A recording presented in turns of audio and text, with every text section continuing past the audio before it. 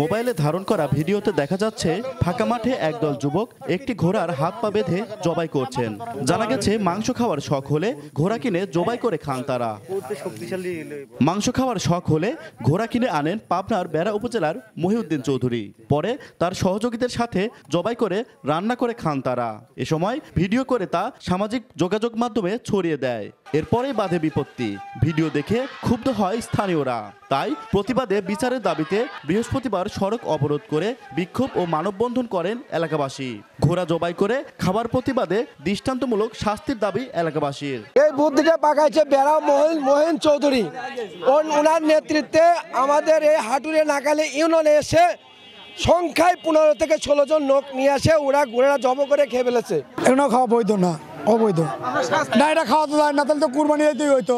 তাহলে গরু, উট, কুম্ভ, দুর্বল এগুলো তো আর দিত না মানুষ, এগুলোই দিত। নগদের কাছে সব গ্রাহকই প্রিয়, তাই তো সারা দেশে ক্যাশ আউট চার্জ সবচেয়ে কম।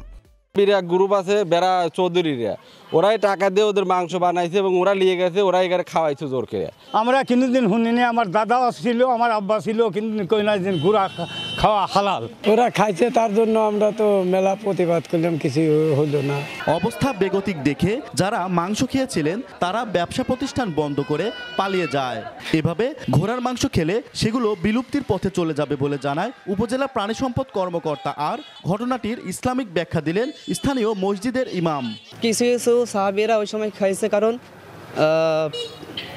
দেখা যায় যুদ্ধের সময় অনেক মানুষ খাবার পায় নাই, কিন্তু এই ঘোড়া খাওয়ার ব্যাপারে মাকরু বলা হয়েছে। ঘোড়াকে আমরা এই মাংসের জন্য খাওয়ার জন্য আমরা এটা মানুষকে নিষেধ করব এবং এটা নিরুৎসাহিত করব।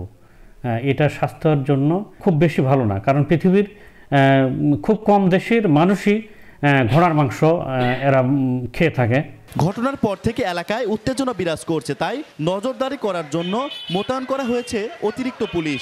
যে ছেলেরা এই কাজটা করেছে ওরা গা ঢাকা দিয়েছে। তারপরে আমি ওখানে কথা বলেছি এটা নিয়ে যেন আইন শৃঙ্খলা পরিস্থিতি কোনো ধরনের অবনতি না ঘটে। ঘটনাটি ঘটেছে পাবনার বেড়া উপজেলার হাটুরিয়া নাকালিয়া ইউনিয়নের চরপেচাগোলা গ্রামে। সবুজ মোল্লা, সময় সংবাদ, পাবনা।